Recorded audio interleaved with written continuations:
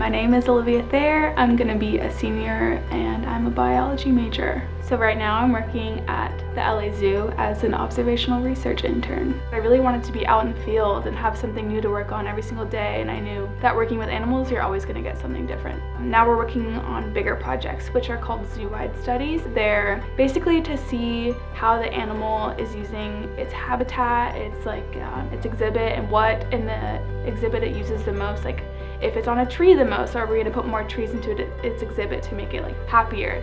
This is a big thing that I would recommend for prospective students, is getting to the Career Center early and utilizing your resources as soon as you get to Oxy, because I was not one of those students. At first, I was so lost. I didn't know what to do. I filled out this blank resume and I sent it in and they're like, no, this is not gonna work. And I'm like, okay, well, I'll fix it. And so I ended up sending in my resume multiple times and they'd help me with that. Same with my cover letter. I would do multiple drafts.